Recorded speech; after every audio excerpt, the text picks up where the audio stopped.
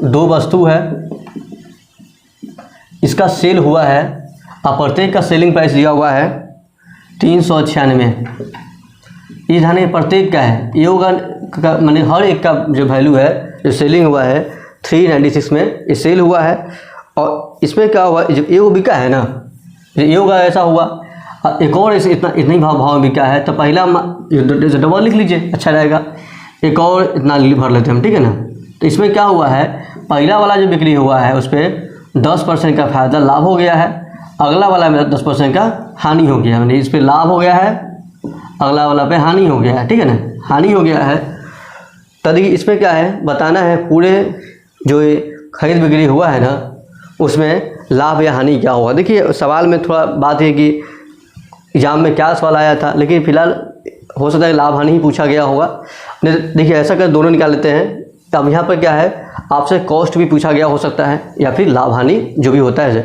एक और बात ध्यान है कि जब परसेंटेज सेम है ना तो इसमें कभी लाभ होता नहीं है, सेल दिया हुआ है तो हमेशा हानि होता है। ध्यान रखिए जब ऐसा सवाल रहेगा ना परसेंटेज सेम हो जाए तो हमेशा हानि होता है, याद कर लीजिए, हमेशा हानि होता है, ठीक है ना।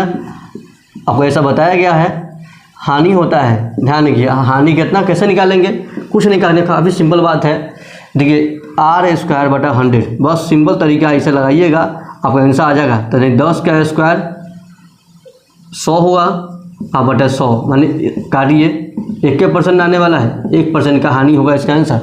काफ़ी इजी है, अमाउंट कुछ हो रहा है, कुछ भी अमाउंट क्यों ना हो जाए आपका आंसर हमेशा 1% आने वाला है, ठीक है ना। अगर परसेंटेज सेम है तो, है ना, और दोनों सेलिंग दिया है तो ठीक ध्यान रखिए, ठीक है ना। ये होगा। अगर मान लीजिए आपसे कहेगी कॉस्ट कितना बता दीजिए, वो भी जान लीजिए। अब दो तरीका है, ये निकाल लीजिए, इससे भी कॉस्ट निकल जाएगा, ये भी तरीका। नहीं तो एक ऑप्शन क्या है, आप इससे भी कॉस्ट निकाल सकते हैं। इससे कैसे निकलेगा वही देख लीजिए।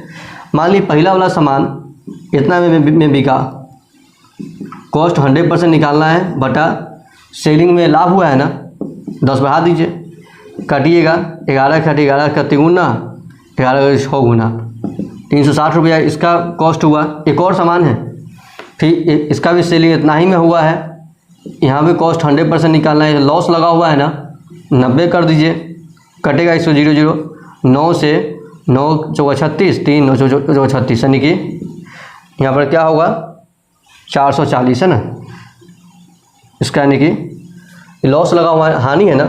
हानि वाला में क्या किए, हाँ कम कर दिए हैं, तो 9 का 4 36, ठीक है वाला 440, इससे इतना रुपया का ये मान लीजिए कॉस्ट है, ठीक है। दोनों तो कॉस्टे है, ऐड कर लीजिए, 4 3 700, वही 800 का कॉस्ट होगा।